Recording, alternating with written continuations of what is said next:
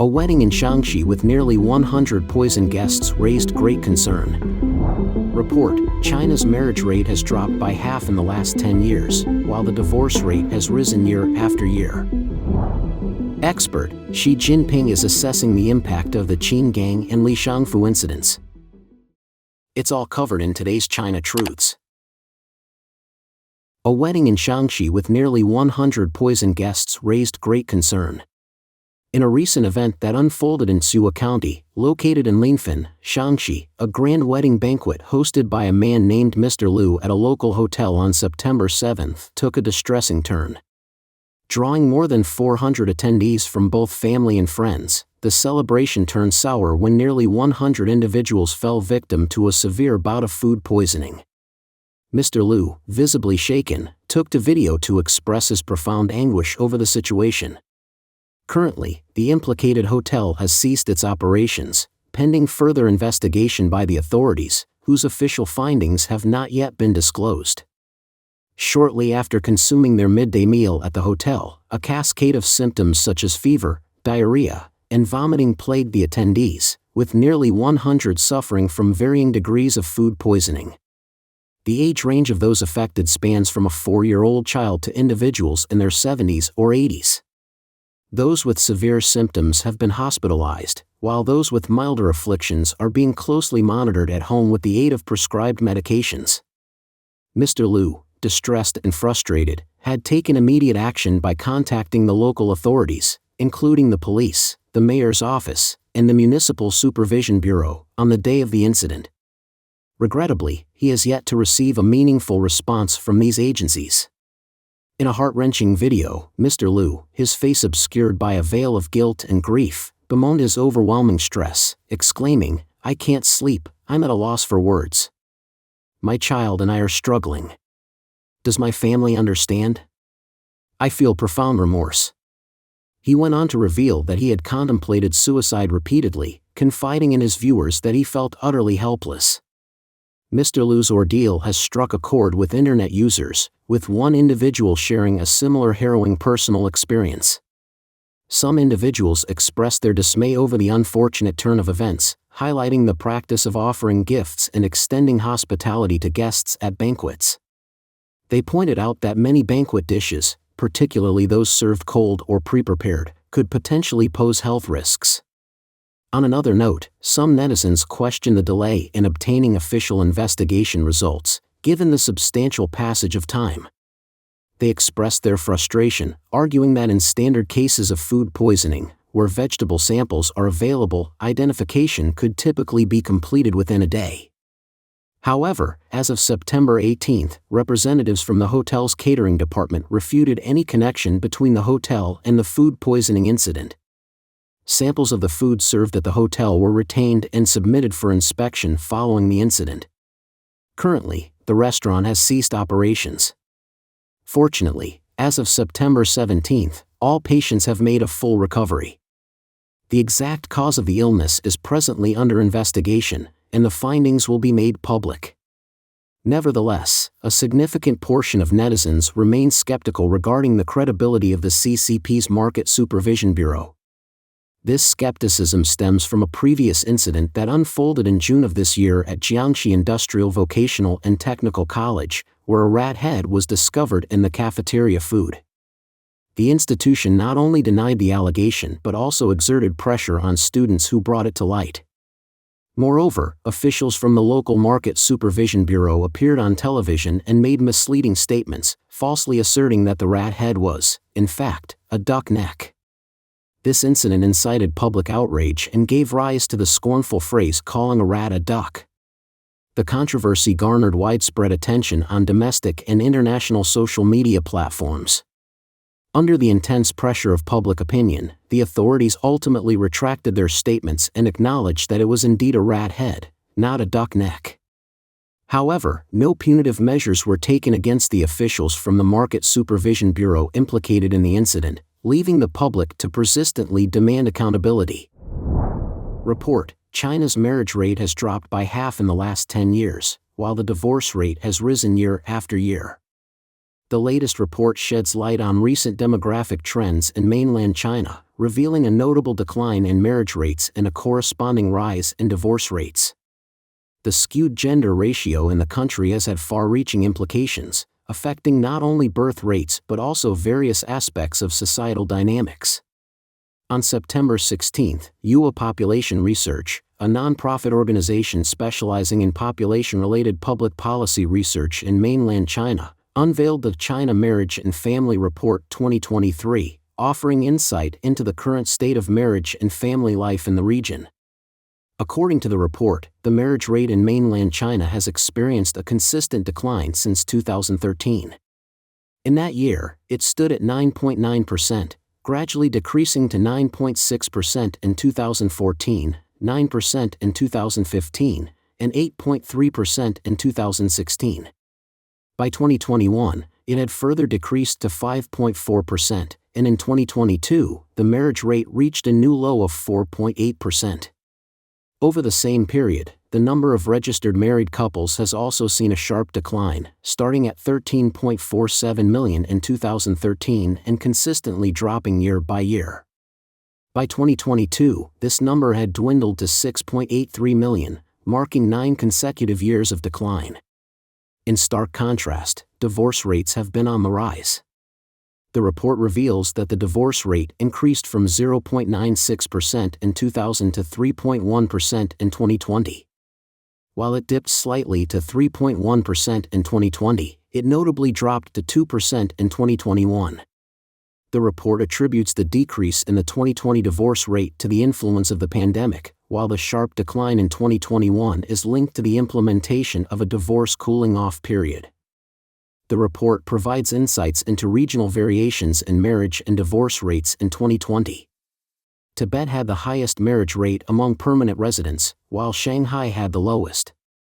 On the other hand, Tianjin reported the highest divorce rate at 4.93%, while Tibet had the lowest divorce rate at only 1.75%. Several factors contribute to the declining number of marriage registrations. Firstly, there has been a decrease in the number of young people. Data from the 7th Mainland China Census reveals a declining trend in the surviving population of individuals born in different decades, such as the post-80s, 1980 to 1989, post-90s, and post-00s. In 2020, these populations numbered 217 million, 178 million, and 155 million, respectively. Secondly, there exists an imbalance in the gender ratio within the marriageable population. The report highlights that before the 1980s, mainland China's sex ratio remained within the normal range.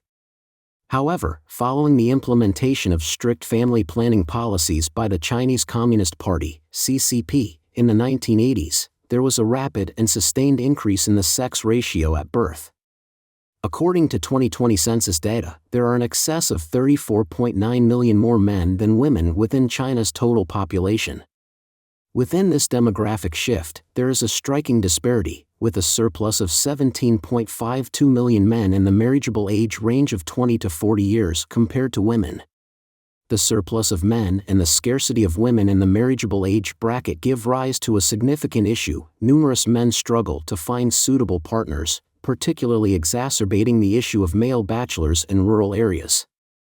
Furthermore, the growing number of older, unmarried men can potentially lead to fraudulent marriages and an increase in illicit activities related to marriage and sexuality. Thirdly, the age at which individuals enter their first marriage has been postponed.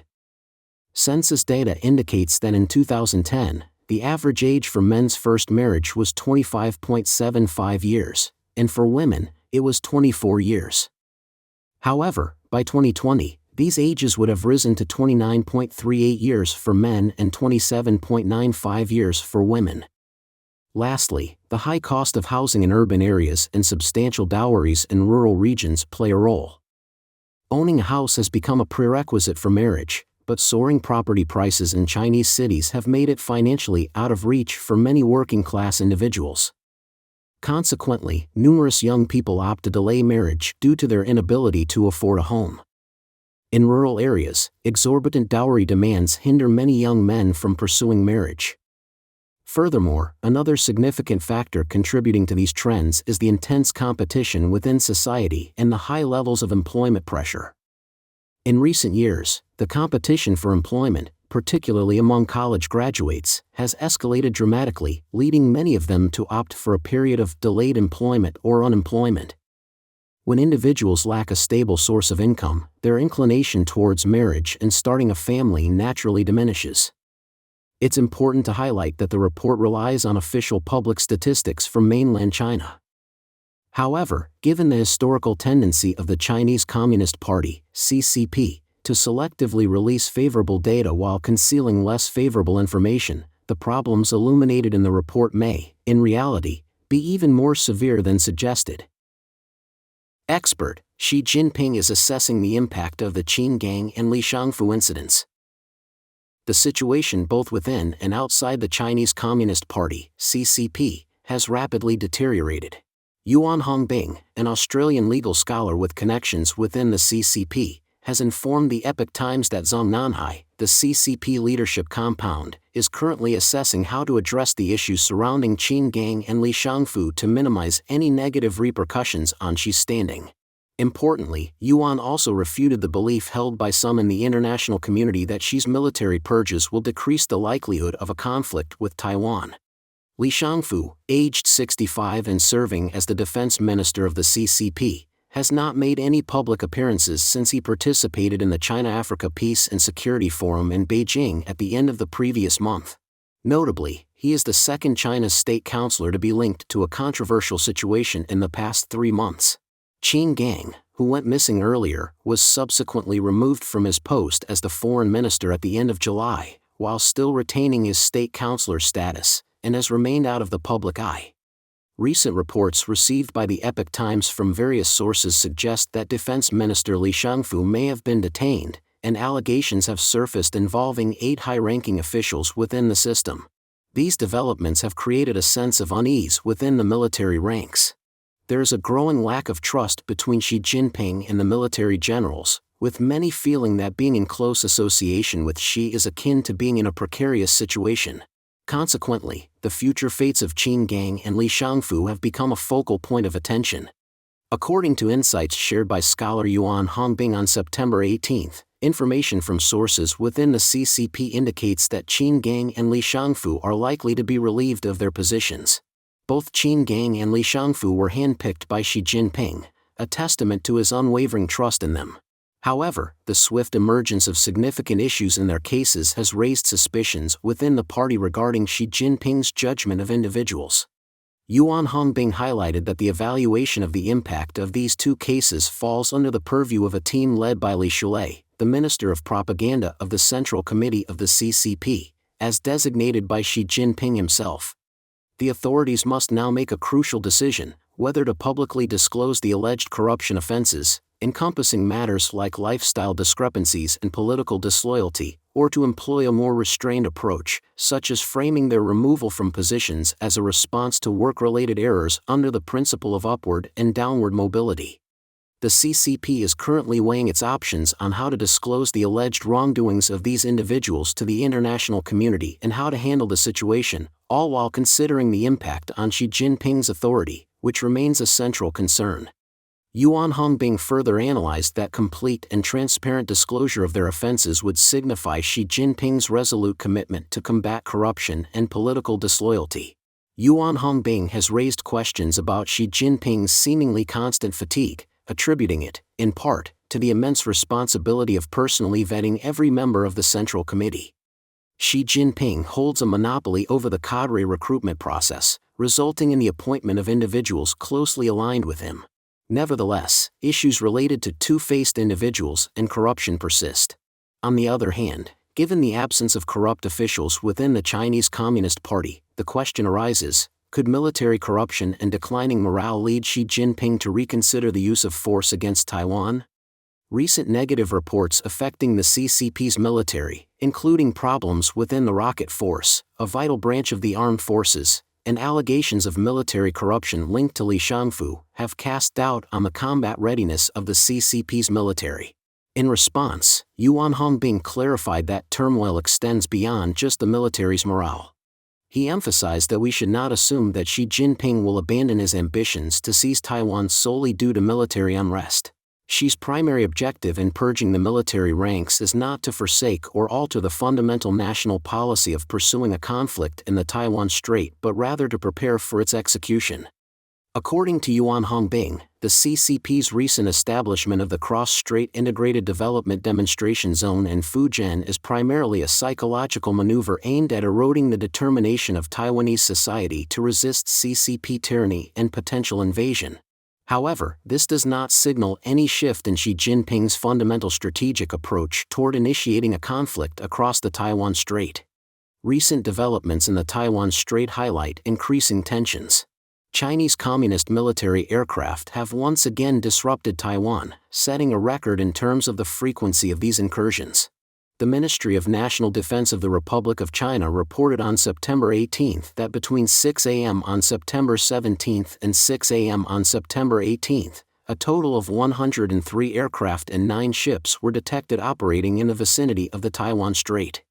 Of particular concern, 40 sorties crossed the central line of the Taiwan Strait and its extensions, entering Taiwan's southwest airspace.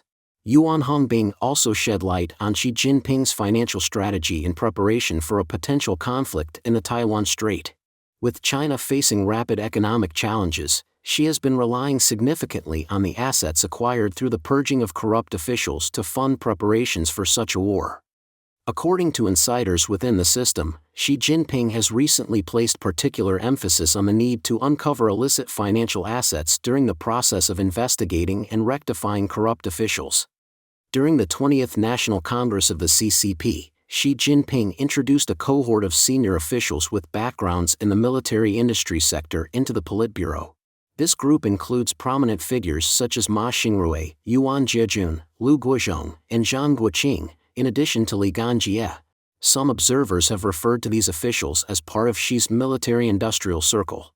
However, this cadre of military industry leaders, upon whom Xi Jinping has relied, is now experiencing a wave of purges, drawing comparisons to Mao Zedong's situation at the end of the Cultural Revolution.